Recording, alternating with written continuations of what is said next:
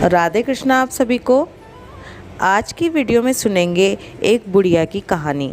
इस कहानी को एक बुढ़िया और दो केलों की कहानी भी कहा जाता है।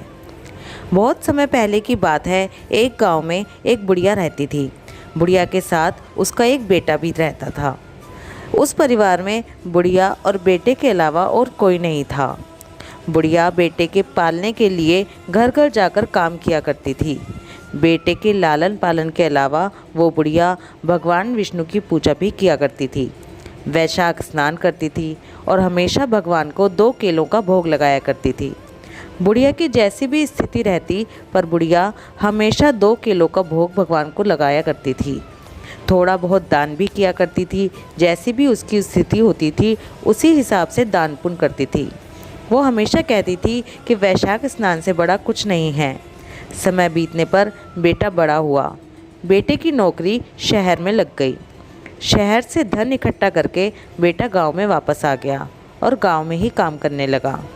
बुढ़िया के घर में खूब धन धान्य हो गया, लेकिन बुढ़िया ने अपना काम करना कभी नहीं छोड़ा।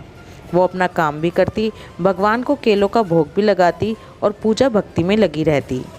जब बेटा गांव में आकर भी धन कमाने लगा तो गांव वाले बुढ़िया से कहने लगे कि अब तो तेरा बेटा खूब कमाता है, तुम खूब धनवान हो गए हो, तो अब तू काम क्यों करती है? अब तो बेटे की शादी कर और पोते पोती खिला।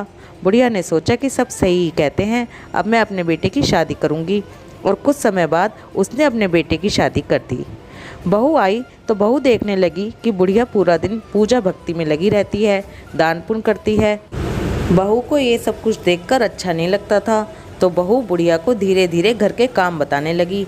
लेकिन बुढ़िया घर के काम करती और जैसे ही घर के काम से निबटती फिर भगवान की पूजा भक्ति करने बैठ जाती।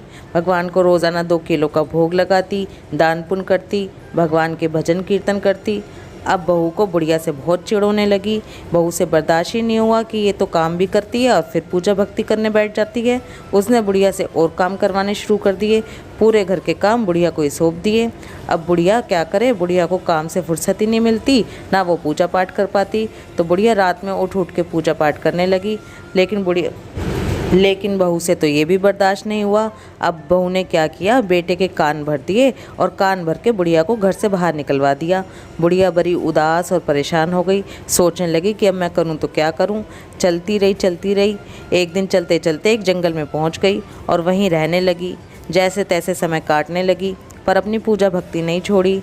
भगवान की पूजा करती और भगवान से रोज़ माफ़ी मांगती कि भगवान, मैं आपको जो वैशाख मास में केले का भोग लगाती थी वो मेरा नियम टूट गया, अब मैं क्या करूं। भगवान की पूजा करती, नाम जाप करती, भजन कीर्तन करती। जब वो भगवान के भजन कीर्तन किया करती थी तो जंगल के जानवर भी वहाँ आकर बैठ जाते थे और मानो वो भी अपने अपने स्वर में बुढ़िया के साथ भगवान का कीर्तन करते थे। बुढ़िया रोजाना भगवान से माफ़ी मांगती कि हे भगवान, मैं आपको केले का भोग नहीं लगा पा रही हूँ, आप ये जल ही ग्रहण करो। भगवान को रोजाना जल का भोग लगाती थी। जब वो ऐसे रोजाना भगवान के आगे रोती थी, एक दिन भगवान ने बुढ़िया को दर्शन दिए। बुढ़िया के सामने साक्षात विष्णु भगवान प्रकट हो गए और बुढ़िया कहने लगी कि बुढ़िया भगवान के सामने देखते ही खूब रोने लग गई। भगवान से खूब क्षमा मांगने लग गई कि भगवान, मैं हमेशा आपको 2 केलों का भोग लगाती थी, लेकिन अब नहीं लगा पाती, मुझे क्षमा करो, मैं आपको बस जल ही देती हूँ। तो भगवान बोले कि बुढ़िया माई, तू दुखी मत हो, तुझे नहीं पता कि वैशाख मास में जल के दान से बड़ा कोई दान नहीं है। वैशाख मास में भगवान को जल का भोग ज़रूर लगाना चाहिए। भगवान को जल का भोग लगाना बहुत फलदायी होता है। उसी समय बुढ़िया की मृत्यु हो गई। भगवान अपने रथ में बिठाकर बुढ़िया को विष्णु लोक ले गए। बुढ़िया को मोक्ष की प्राप्ति हो गई। इसीलिए कहा जाता है कि वैशाख मास में जो लोग जल का दान करते हैं उनके देवता और पितर प्रसन्न होते हैं। वैशाख मास में जल की इच्छा रखने वाले को जल, पवन की इच्छा रखने वाले को पंखा और खड़ाऊ की इच्छा रखने वाले को खड़ाऊ दान करने चाहिए। हे प्रभु, जैसे आपने उस बुढ़िया की मुक्ति करी ऐसे ही हम सबकी करना। वैशाख मास में हम जो भी कुछ थोड़ा बहुत करें उसे स्वीकार करना। जैसे बुढ़िया को मोक्ष दिया ऐसे ही हम सबको देना। बोलो विष्णु भगवान की जय। वैशाख मास की जय। राधे कृष्णा।